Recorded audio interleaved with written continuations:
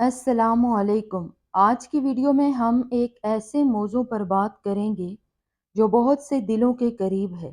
اللہ چاہتا ہے کہ آپ اس شخص کا انتظار کریں جسے آپ پسند کرتے ہیں۔ کبھی کبھی انتظار سزا نہیں ہوتا، بلکہ اللہ کی طرف سے ایک خوبصورت تیاری ہوتی ہے۔ ویڈیو کے آغاز میں میری آپ سب کے لیے دل سے دعا ہے، اللہ آپ کو اس مقام تک پہنچائے جہاں آپ کے خواب حقیقت بن جائیں، جہاں آپ کے دل کے ہر دکھ کی جگہ سکون اتر آئے۔ اللہ آپ کو ایسے سکون سے نوازے جو کسی چیز کے چھن جانے سے بھی کم نہ ہو، ایسا اطمینان دے دے جو صرف اس کے قریب رہنے سے ملتا ہے۔ اللہ آپ کے دل کی ہر وہ دعا قبول کرے جو آپ نے صرف آنکھوں کے آنسوں میں مانگی ہو، اور جو کسی سے کہی نہیں مگر رب نے سنی ہو۔ اللہ آپ کو لوگوں کے حسد، بغض اور شر سے بچائے اور اپنی رحمت کے ایسے سائے میں رکھے جہاں آپ کو کسی خوف کی ضرورت نہ ہو۔ اللہ آپ کو اتنی خوشیاں دے کہ آپ کا دل شکر سے لبریز ہو جائے۔ اللہ آپ کو ایسے نیک ہم سفر سے نوازے جو آپ کی زندگی کو خوشیوں سے بھر دے۔ اللہ تمام بے اولادوں کو نیک صالح اولاد عطا فرمائے۔ جو بہن بھائی کامنٹس میں دعا کے لیے بولتے ہیں، اللہ ہم سب کی دعاؤں کو ان کے حق میں قبول فرمائے۔ اللہ ان کے لیے آسانیاں فرمائے، آمین ثم آمین۔ آپ سب سے بھی گزارش ہے کہ کامنٹس میں آمین ضرور لکھیں۔ کسی بھی چیز کا انتظار کرنا بہت مشکل ہوتا ہے جب تمہیں یقین نہ ہو کہ وہ ہوگی بھی یا نہیں، لیکن خود کو یاد دلاؤ کہ اللہ کا فیصلہ سب سے طاقتور ہے۔ دنیا کی کوئی طاقت اس چیز کو نہیں روک سکتی جو اللہ نے تمہارے مقدر میں لکھ دی ہے۔ اگر دو روحیں ایک ہونے کے لیے بنی ہیں تو پوری کائنات بدل جائے گی، یہاں تک کہ وہ آمنے سامنے کھڑی ہوں گی۔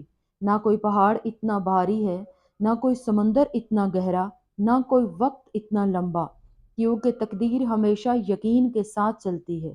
اگر تمہارا دل ایک ہی دعا بار بار مانگتا ہے تو جان لو یہ اتفاق نہیں، یہ اللہ ہے جو وہ دعا تمہارے دل میں ڈال رہا ہے، تمہیں رہنمائی دے رہا ہے، تمہیں یقین دلا رہا ہے کہ تم جس کو مانگ رہے ہو، دیر ہونا انکار نہیں ہوتا، یہ حفاظت ہے، یہ تیاری ہے، یہ وہ چھپی ہوئی رحمت ہے جو تمہیں اس چیز کے لیے سنوار رہی ہے جو تمہارے خیال سے بھی زیادہ خوبصورت ہے۔ اس لیے مایوس نہ ہو، جلدی نہ کریں اس چیز میں جسے اللہ بہترین وقت پر مکمل کر رہا ہے، کیونکہ جب وہ لمحہ آئے گا تم سمجھ جاؤ گے کہ ہر آنسو، ہر انتظار، ہر دعا، سب تمہیں اسی مقام تک لانے کے لیے تھے، اور اللہ تمہیں ضرور دکھائے گا کہ وہ درد بھرا انتظار کیوں ضروری تھا۔ کیا آپ ان نشانیوں کو جاننا چاہتے ہیں جو آپ کی زندگی میں کسی کا انتظار کرنے کے لیے خدا کی ہدایت کی نشاندہی کرتے ہیں؟ کسی کا انتظار کرنا جذباتی طور پر مشکل ہے۔ انتظار کرنے یا آگے بڑھنے کا فیصلہ کرتے وقت الہی رہنمائی کی تلاش بہت ضروری ہے۔ اگر آپ اس فیصلے کے ساتھ جدوجہد کر رہے ہیں کہ کسی کا انتظار کیا جائے تو یہ ویڈیو آپ کو ان علامات کی نشاندہی کرنے میں مدد کرے گی۔ پہلی نشانی، دعا کرتے وقت خدائی رہنمائی کا احساس۔ دعا رہنمائی اور وضاحت کے اصول کے لیے ایک طاقتور ذریعہ ہے، خاص طور پر جب آپ کسی کا انتظار کرنے جیسے اہم فیصلوں کا سامنا کرنا پڑتا ہے۔ جب آپ اس فیصلے کے بارے میں دعا کرتے ہیں تو اپنے اندر پیدا ہونے والے احساسات اور بصیرت پر توجہ دیں۔ اگر آپ ان دعاؤں کے دوران خدا کی طرف سے گہرے سکون اور اثبات کو محسوس کرتے ہیں تو یہ اس رہنمائی اور منظوری کی علامت ہے۔ دعا آپ کو اپنے دل کو خدا کی مرضی کے ساتھ ہمآہنگ کرنے اور انتظار کے عمل میں اس کی حکمت تلاش کرنے کی اجازت دیتی ہے۔ یہ ایک موقع ہے کہ آپ اپنی خواہشات اور خدشات کو اس کے حوالے کر دیں، اس بھروسے کے ساتھ کہ وہ آپ کی صحیح سمت میں رہنمائی کرے گا۔ دوسری نشانی، اپنے آپ کو خدا کے حوالے کرنا۔ بالآخر انتظار کے عمل میں خدا کے وقت کے سامنے ہتھیار ڈالنا ضروری ہے۔ اس بات پر بھروسہ کریں کہ وہ جانتا ہے کہ آپ کے لیے کیا بہتر ہے اور اس کا وقت کامل ہے۔ مستقبل کے بارے میں کسی بھی قسم کے خوف یا شبہات کو دور کریں اور اس کے رزق اور منصوبے پر اپنا ایمان رکھیں۔ خدا کے وقت کے سامنے اپنے آپ کو سپرد کرنے کے لیے عاجزی، صبر اور بھروسے کی ضرورت ہے۔ یہ اس بات کا اعتراف ہے کہ اس کے طریقے ہم سے بلند ہیں اور وہ ہمارے محدود تناظر سے بڑی تصویر کو دیکھتا ہے۔ تیسری نشانی، رشتے کے لیے دروازے بند ہوتے ہیں۔ آپ کو کسی مخصوص شخص کا انتظار کرنے کے لیے ایک واضح راستہ چھوڑ دیتا ہے۔ ہو سکتا ہے کہ خدا آپ کی توجہ اس فرد کی طرف مبذول کر رہا ہو، اپنے منصوبے کی طرف آپ کی رہنمائی کے لیے دوسرے راستے بند کر رہا ہو۔ یہ بندشیں رکاوٹوں، حالات میں غیر متوقع تبدیلیوں کی صورت میں آتی ہیں۔ چوتھی نشانی، صبر اور توکل۔ اللہ کی طرف سے انسان کو صبر عطا کرنا ایک بہت بڑی نشانی ہے۔ جب آپ کسی کا انتظار کرتے ہیں اور آپ کو اس کے آنے کا یقین ہوتا ہے، لیکن اس کے باوجود آپ میں اتنی ہمت اور صبر ہوتا ہے کہ آپ اللہ کی مرضی پر راضی رہتے ہیں، تو یہ اللہ کی طرف سے آپ پر نوازش ہے۔ صبر کا مطلب صرف انتظار کرنا نہیں، بلکہ اللہ کی رضا میں راضی رہنا ہے۔